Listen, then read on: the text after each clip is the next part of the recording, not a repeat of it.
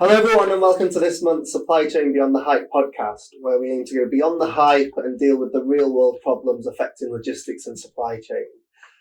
I'm delighted this month to be again joined by a number of guests as we wrap up our focus on people in the supply chain. We started off 2 months ago looking at recruitment, retention, and how do we get new people into the industry. We then looked at diversity and how do we get better diversification and see the benefits that brings to business. And this month we're all together wrapping up what the future of the workforce looks like in supply chain. So we'll once again introduce all of our guests and then we'll dive right in. So I'm Diane, I work in the people space. I've been in this area for about 20 years and before that I was in retail operations. Jamie Hartles, I'm CEO at Tenens Logistics. I've worked there for 18 years and I've been in supply chain all my life. Howard Tenens people are very much at the centre of everything that we do. So really excited to talk about what the future looks like. Sam Phillips, Head of People for Howard Tenens. I've been in HR for over 20 years. I've been with Howard Tenens for 5.5 years now. Growing the team and working on our people strategy. Lots of exciting things to come over the next few years too. Elizabeth Mayer, I've been with our tenants for 3.5 years now. I'm the health and safety manager for 2 sites and I've been in health and safety for more than 12 years. Thank you all very much. It's a delight to be here again in sunny Stroud in Gloucestershire. I think since COVID-19, we've seen a real change in the workforce. So the rise of automation, AI, hybrid work models are not just transforming supply chains, but I think transforming the place of work. Companies are having to adapt really quickly to remain competitive financially, but also to attract talent. Additionally, I think Gen Alpha, we've discussed on a previous podcast, are the next folks through into the working world, who have very different expectations. It's not just about coming to work and earning money now. They value flexibility, much more purpose-driven and continuous learning. So employers are having to rethink workforce strategies to retain talent. So diving right in and picking up on one of those themes, how is technology changing the skill sets for supply chain roles? So whilst AI is coming in and automation is coming in, with the greatest will in the world, your average warehouse worker is not going to transition into a coder. So how is the skill set changing and what can we do to support that transition? And maybe we start looking a little bit wider at the industry as general, Diane. Sorry to put you on the spot there. And then we can see what you guys are doing at Howard Tenens to help that transition in the workforce. So I think obviously looking for different skills. So bringing people with different skills in. But also it's about continuous learning and upskilling the people we have.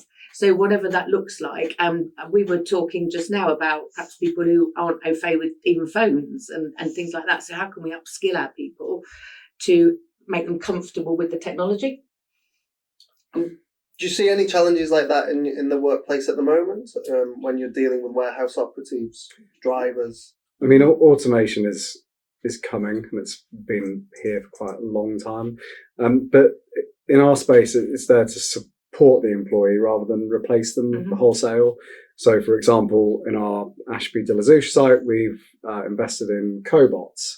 So rather than colleagues having to walk backwards and forwards between the pick bench and the pack face and then pull a trolley back to the pack bench again, cobots take the order, they move around the pick faces, followed by a colleague. The colleague picks the item into the cobot, which is a pick by light solution, and then once it's full, the cobot takes the order autonomously back to the pack bench. So that saves a huge amount of stem mileage. It's also meant that when we see peaks in volume, we don't have to rely on agency staff to come in, so we actually have ended up with a stronger team locally and therefore a better culture on site, better experience for the employee, better experience for the customer. That said, I was around Linda's automation facility, our R&D facility from a materials handling perspective, and they do have automated counterbalances and reach trucks. So you can see that future coming where rather than sort of set piece automation with craneage or ATVs, you end up with actual pieces of materials handling equipment from a fork truck perspective, handling pallets and products from an automated perspective. Again, it's about helping colleagues so they don't see it as something that's going to replace them unilaterally. It's something to aid them as they work through their career journeys with us. And also new skills in terms of how to maintain them, run them, look after them. Yeah. Do bias checks. Yeah, I think that we do. I think technology comes in lots of different forms, whether it is AI, whether it's robotics that we're using, whether it's systems that we're putting in place, TMS, how we're using it. Within Howard Tenens, it's about how we use that data that we get out as well, how we improve or put efficiencies in place. We're currently rolling out a new HR system as well. That is digitising everything. It's removing paper from all of our processes. So it is all about upskilling the employees to use it, to get the benefits from it, looking at the reporting that comes out of it, and how we progress that and move that forward as well. And so I think, when I'm driving in the UK now, I think the roads have actually got absolutely horrendous. And my journey here today, I was trying to think why. And I think we've got this mixture of autonomy that isn't fully autonomous and people. So if you've got distance control, cruise control, and it just slows you down, and you can now sit in the third lane and not go anywhere, and you'll be doing 65, but you can just sit there. Because the autonomy isn't good enough yet to move you between lanes. Well, it might be good enough, it just isn't allowed. And then you've got people like me that are driving manually, that are just trying to get past at 70, Jason to add. So maybe from a health and safety perspective, do you see any challenges in the next 5 or 10 years with autonomous robots, cobots, working alongside people until we get to this potential panacea of fully autonomous warehouses and there are no people in them? No. To be honest, it's going to improve safety in the warehouse. At the moment, we are looking at we've introduced Infotex into our health and safety, and what we've seen is the data that it's generated for us as well. And for me, I don't think it's going to cause any safety issue. And what happens when there's inevitably an issue? Because there will be. Banks go down, even Meta goes down every now and again. So the software will fail, it's not if. What happens then when an autonomous forklift truck crashes into someone and there's a serious accident? That's a really big question, maybe for everybody. Like, where do we see that playing out? And that's what I think the biggest barrier to autonomous vehicles on our roads is. It's having to do both side by side. I just don't see how that will work out. Yeah, I agree. Or it's an ethical decision of if the vehicle is involved in a road traffic collision and has to make a decision, where's it going to head to? Does it go towards the school or does it hit the pedestrian?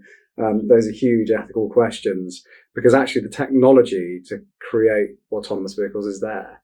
It's just putting it on the road. The boss of Airbus said you could have pilotless planes. Yeah, but just the public would not accept it. I think it will have a program where it reports when something like that happens in terms of maybe accident on the road, and there will be someone at the end of the program looking at what's going on and attend to it as quickly as possible. Yeah, the other thing I can see is potentially if you look at your major trunk roads, autonomous vehicles on the motorways collected by sort of pilots take them the final mile, maybe. But again, probably segregated or segregated, like a bus or a train. Can you imagine the investment needed to get to that place? I mean, we've got a huge amount of investment just to get our national grid up to the right spec before we think about anything to do with autonomous vehicles, separate lanes, or electrification. So there's a long way to go. But you can those would be the answers at some point in the future. Yeah, and there's different people at play there. So let's say Volvo, Daimler, Renault create the technology for autonomous trucks and are ready to launch it. The investment in the road comes from government. It doesn't come from Renault, Daimler. And I think that's probably quite unique and commendable actually for what Tesla have done, is they've reinvented an industry, but they've put in all the infrastructure as well to support it. And you don't see that in the OEM truck manufacturers. They haven't put the grid in for charging. Can they put in driver lanes to help autonomous vehicles go. And then we've looked a little bit there at technology, but then thinking back to people and the post-COVID impact, how are you guys managing at Howard Tenens the kind of desire for hybrid working where you need people in a warehouse to physically pick things, but people are used to their work-life balance post-COVID? Maybe Sam? I think that during the pandemic, we continued, as business as usual. We put measures in place to make sure employees were safe. And I think that hybrid element, where it was possible to work remotely, then we did. But we did that for a short period of time, and we were very active in coming back into the office. And I think that hybrid working is not necessarily just about home working. It's a change of mindset, in my view, that it's more about flexibility now, and where you might see that divide, where you have the workers that work in the warehouse. They might see a difference. I can't work from home. Why should they? It's about bridging that gap or stopping it becoming an issue. And I think that it's more about adapting and putting those flexible approaches in place, or listening to them and see what they want to do. I think that our office workers, if you would refer to that group as that, we're remote ready. But we travel nationally, we're around all the sites, so we always work remotely. And if that work-life balance is something that we want to achieve, or employees require, then we have everything in place, flexible working policies, those values that we've talked about in our previous podcasts as well, that we live by those and we put those in place and support our employees. So we acknowledge it, that people might want that flexibility. And we put lots of things in place to accommodate that as well, and to have a flexible mindset. I think you make a really good point there when you said it's talking to them and seeing what they want, because it doesn't suit everybody. So pandemic drove me mad, having to work at home on my own. Can you believe? Never talked to. It was shocking. And then, lots of people don't like the constant Zoom or Teams meetings, and, you go from one meeting to another, don't you? So it is finding out what people want and how they like to work. I think there are issues with both. I think you're right. And then I also think that when people, if they do the hybrid working, it's really important to have that connection with the centre and to come in and perhaps the work that you would do in the office has changed that day. It's not now about coming in to go to work. It's coming in to collaborate, to meet with people, to just connect with people and to walk the shop floor, see what's going on, keep up to date. So it's all that kind of stuff. So I think it's probably changed the dynamic for those who like to do that. But I think always bear in mind, some people just hate it, and give them the option. Do you think all companies have got it right? So there's been some obviously high profile mandates to come back to work, and there's not enough office space, the internet bandwidth isn't strong enough, people are just coming in and they're sat on Teams meetings. So what do you think companies need to do to actually make that right and get the balance right? So I do think it's going back to finding out how people want to work, finding out how we can make that work. There's lots of things as well, sort of working remotely around safety of technology and all that kind of stuff, but just making it possible for them to do it. And then it's very hard though now, because if you say to somebody, right, you've got to come in 5 days a week, and they've got that commute 5 days a week, and they are perhaps more productive working remotely, wherever that might be. So that's quite a hard ask. And I sometimes wonder if perhaps companies haven't really got to grips and understood what hybrid working really is. And there's lots of places you can go to find out about it. There's things you can, programs you can do to really get the best from it. And I don't think perhaps they've all done that. Yeah, absolutely. Because it is quite individual. Yes. We have a hybrid working policy for those where the roles allow it. Clearly that's not everyone, but what we try and do is create a culture where people actually want to come in and want to spend time together.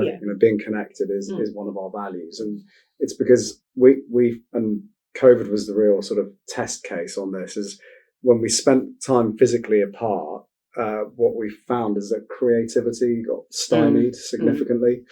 And actually, as a business, we've really struggled with that. And therefore, just creating that space where people can be together is important. Yeah.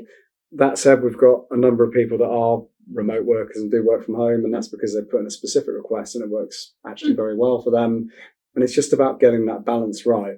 Yeah. One of the great things about being a smaller organisation, we employ around about 800 people, is that you can be a bit more individual and you can be a bit more flexible. I mean, if you're into the tens of thousands of employees, it's a lot more challenging.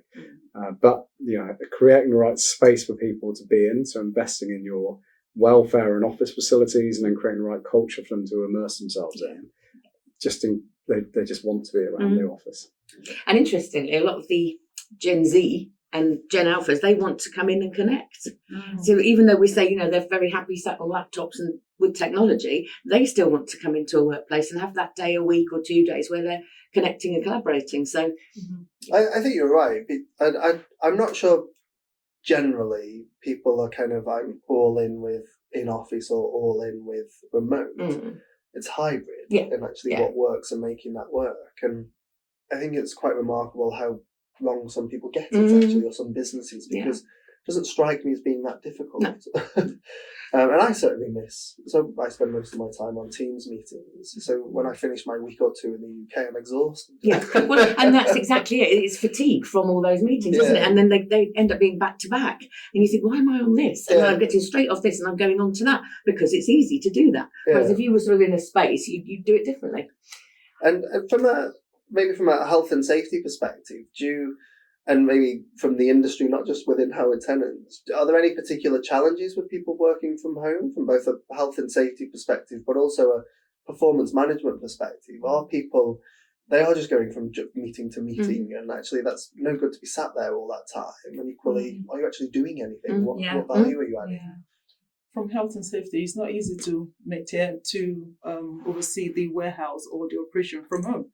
So health and safety, you need to be physically in the warehouse to challenge behaviors and make sure things are done right. So I've not seen anyone saying they like working from home as health and safety.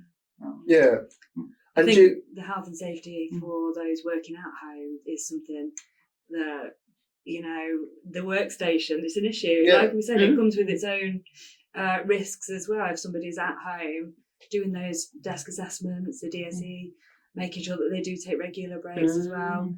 This element of trust is working from home, and that goes with performance management as well. And I think that with the culture that we have, and that flexibility and that element of trust there that we have between in those working relationships is vital to making it work successfully. And having those open and honest conversations and making sure that we do support our employees, employees support the business. And I think where the companies aren't doing it so well, that trust piece is missing, and it's much more presenteeism. If you're at your desk at 8 o'clock, you're working. And constant checking on our employees when they're at home as well, with their supervisors or managers. And thinking a little bit, so we've kind of covered technology and automation, and then we've looked at the new kind of style of where people work and different requirements there. How good do you think the logistics industry is at adopting to this workforce and workplace transition? I think it's a bit of a stereotype, but the logistics industry isn't always known for adopting new things really quickly, whether that's technology, new ways of working. You think of kind of more fuel efficient engines, longer trailers, higher trailers. I think the longer trailer test. LST, 11 years. 11 years. I mean, incredible. As a trial, to add an extra 2 pallet spaces, 2 meters, lengthwise. So there's a lot. It's an industry that's slow to change. Do you think the logistics industry is actually changing, or is it being forced to change? I think it's actually, it's changed. I don't think it's being forced to change. I think that we have compliance that we need to adhere to with our drivers, and so maybe that is a bit forcing, but we are proactive, we are progressive in the things that we put in place, in my view. I think it's an outrageous accusation. I mean, if you look at the perma crisis that we've just found ourselves in, so you've got Brexit, COVID, you got driver crisis, we had supply chain crisis, cost of living recently.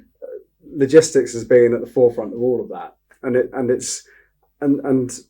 I'd argue that certainly through COVID, the amount of change and pivoting that went on to deliver, everyone suddenly having to work from home, and the draw that put on the supply chain and e-commerce in particular was enormous. And actually, from a technology perspective, there's still plenty of people in the organisation that remember when warehouses were managed on paper and pencils. Whereas now, if you look at the sophistication in terms of the integration layers between systems and clients and 3PLs, I would argue that we are pretty avant-garde when it comes to change and adopting it. But I would say that because I love the industry.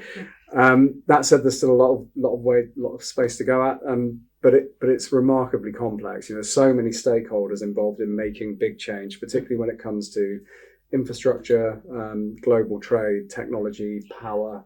All this kind of stuff is big ticket items that brings big money with it in terms of investment.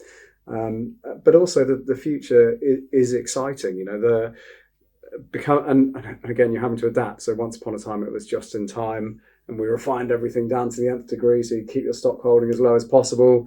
Then it became just in case with all those crises I talked about, meaning stock holdings had to go up, and then working capital became a thing. So volumes had to come down again. And with the work that Trump's doing, probably you'll find there's going to need to be more storage requirements, at least in the short term. Yeah. So your part of this game is keeping pace with uncertainty, and therefore being adaptable and being able to change in a way which is incredibly agile is really important. And then finding time to layer on top innovation and efficiency in a world where you're pushed by we're not the most attractive market in the world from a labour perspective. There's a huge amount there in terms of change and development. And I'll argue, if you look at it over a 20-year horizon, there has been quite a lot of development and change with some really exciting stuff to come. And I really think AI is going to unlock a huge amount of, it's not going to revolutionise the industry, but I think it will make us be better and smarter and faster in decision making and forecasting. Playing devil's advocate slightly, I'd argue that many of those changes have been forced upon the industry. They haven't chose to do any of that. And where a huge amount of money, hundreds of billions of dollars, has recently gone into logistics tech, and there's a number of high-profile brands that are either failing or have failed because, for numerous reasons. We've mentioned a number of times that the industry is great because no one day is the same. Now, is that because we're constantly firefighting and actually we attract people to the industry, or people are attracted to the industry that enjoy that? I get to the end. What is great in logistics is you can get to the end of most days and feel like you've actually done something, but that thing that you've done has probably put out a fire. Someone has rang you up and said, I've got this urgent delivery. The M6 is shut and you've diverted all of your trunks. So how do we actually get more proactive in the industry rather than reactive? That is a big question. That's a second podcast. I think it's investment, it's again, there's one of the great things about the industry is you have got companies of scale, and people do make significant investments. Even organisations of our size, we've invested significantly in solar, in compressed natural gas vehicles, in electric vehicles, in hydro-treated vegetable oil, to just test all of those environmental initiatives to help move the dial in that space. When it comes to automation, there's if you look at Amazon as I know they're a large online retailer, but actually the mechanism that sits behind them is a huge logistics business. You look at the investment that's gone into automation there and moving forward the efficiency stakes and making 20, 30-year investments.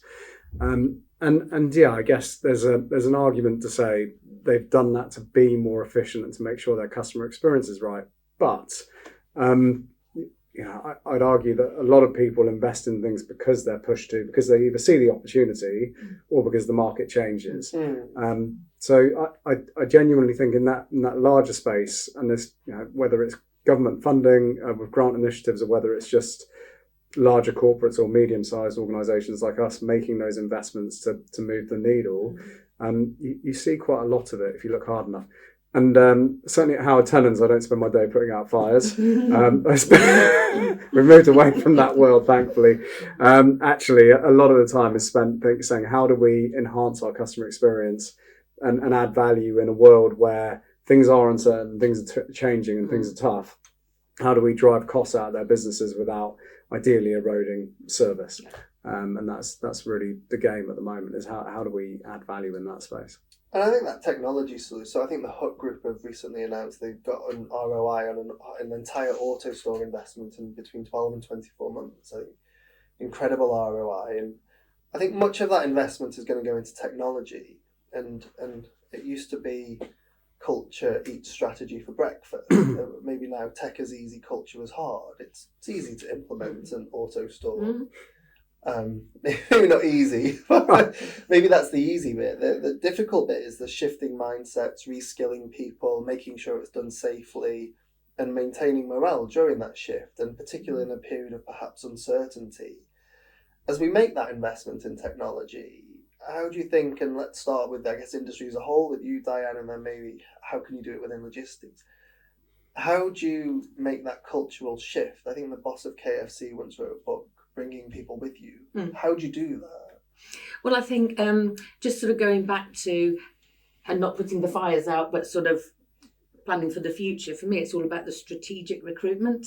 So for leaders to be really clear on what the next 2, 3, 5 years looks like, what will the roles look like, what roles might be declining and going, but what could be the game-changing roles, which then gives you two things. It gives you a sort of recruitment plan, but it also gives you development plans for your people to get them upskilled enough to work the new technology and to understand what the changes are. So I think there's a really big piece about that, and I don't think we do that enough in people spheres. I don't know if Sam would agree. I mean, you might do that here. If I can just ask a quick, how do you do that when you don't know what the roles are? So I think something like the top 10 roles today didn't exist. No, and they won't in the next 5 years. So that's when you could do a real deep dive into the function, into the company, and really think about what will the strategic imperatives be, what will the work be that you'll be doing, therefore what role would be doing that work. And some of those pivotal ones, the real game changer roles, will be called something totally different skill set, totally different person required. So, but it is through deep diving, being aware of what's going on, being really tuned into the industry, to where you want to go as a business. Yeah. And thinking about it that way, rather than what we do at the moment. I think we have a gap, don't we, and we recruit somebody into the same role or slightly different, or wait for somebody to leave and then we do the same. But this would be much more forward looking.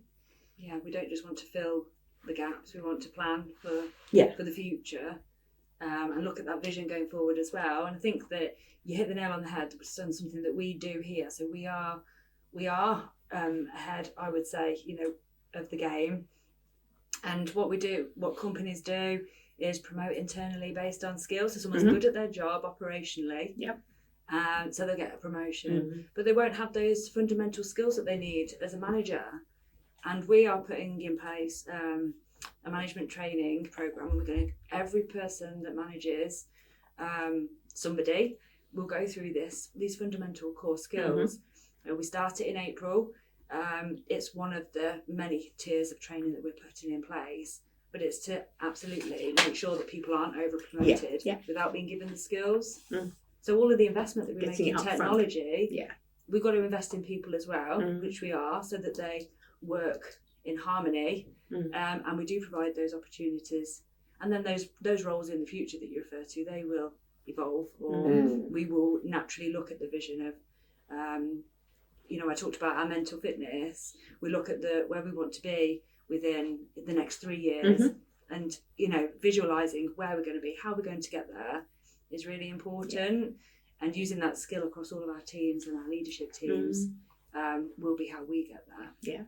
And you talk a little bit there about kind of the skills and building on that, and the experience, I think, is probably the key word. And stepping back for a moment to AI, I think we all are experiencing how to use AI in our day jobs now. I find that with good prompts, you can get it to do a lot of the grunt work for you. But you need to know that the answer it's giving you is correct. And the only reason I know that is because I've spent 20 years working in the industry. Do you think that poses a risk? And particularly from a health and safety perspective, much of what you know has been learned. You learn it the hard way. I'm so conscious about bay doors because just as I started my career, there'd been a major accident where there was a death on a bay door. But I learned that not through AI. I learned it through word of mouth, almost an experience. So yeah. Do you see AI posing a challenge to the workforce coming through now that they haven't got that experience and they're just picking it up from ChatGPT? And how might we mitigate that from both, again, a safety and a kind of people and experience perspective? Maybe you can kick us off from a safety perspective. From safety, yeah, you can't teach experience. Yeah, absolutely. You can't teach experience. So I would say yes. For some people, we need to make sure they have the experience before we move them into any leadership role. That's my own answer to that. Yeah. And I don't think AI is there yet because we have to train the AI, don't we? Yeah. So when it's really generative and it can teach itself that it can't pick this up or can't pick that up and it has to find another way and teaches itself, then that might be different. But at the moment, absolutely, I still think you need people who've got the experience to... I think it's a worry. We were talking about this the other day, on how, constructing emails, are people using AI in roles? We're thinking that they're doing great. Well, they are if they're just doing an email or, generating a document that it looks absolutely brilliant. But if you probe, they don't understand the substance potentially behind it. Yeah. So I think that is really, it's difficult. People do need to get the experience from that, and that's something that I think that the challenges lie ahead with that. Yeah. I think the 5 whys technique might quickly become the 2 whys technique. Yeah. That's 2 whys. There's no more substance beneath that. Yeah, exactly. Yeah. Well, unbelievably, we're at the top of the half hour again, and maybe just bringing it all together, the last 3 months of podcasts looking at kind of how do we get people into the industry and keep them there, how do we improve diversity, and what does the future like?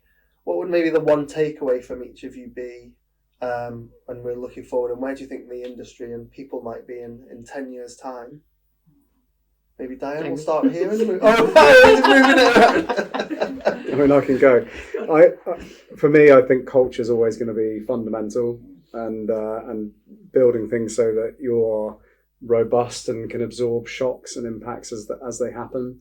The one thing that is certain is the world will become more uncertain, and the more you can build resilience into your organisation through people that are constantly watching and being vigilant for those changes so that you can react accordingly is going to remain really, really important to stay viable as an organisation. In terms of where job roles are in the next 10 years, I genuinely don't know. I mean, what you can see is more automation. I think roles will just be very different.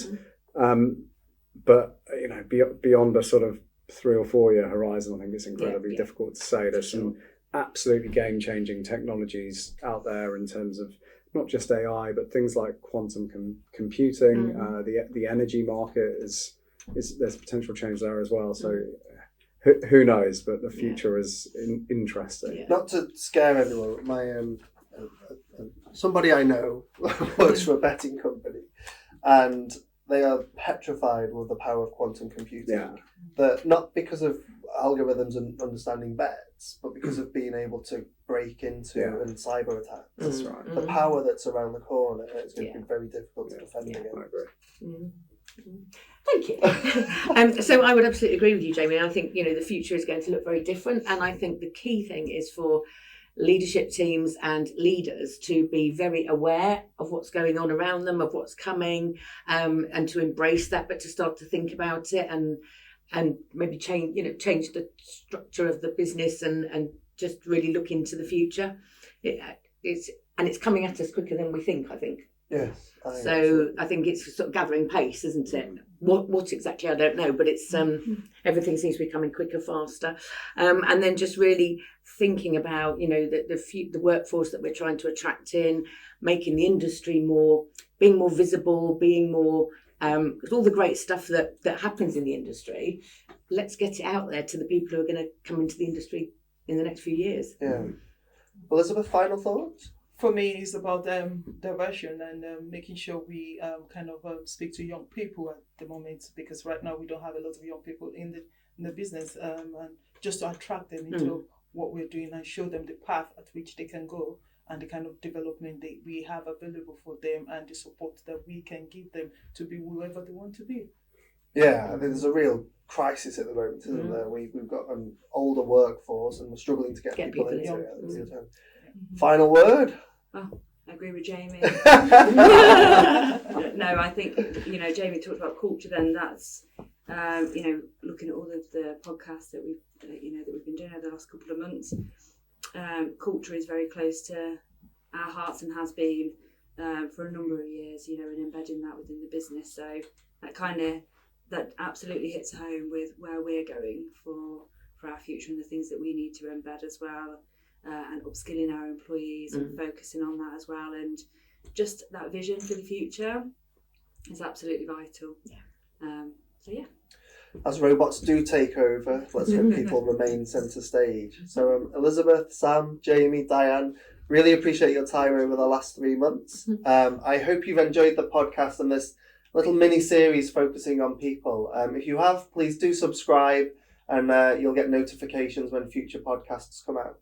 Thank you very much. Thank you. Thank you.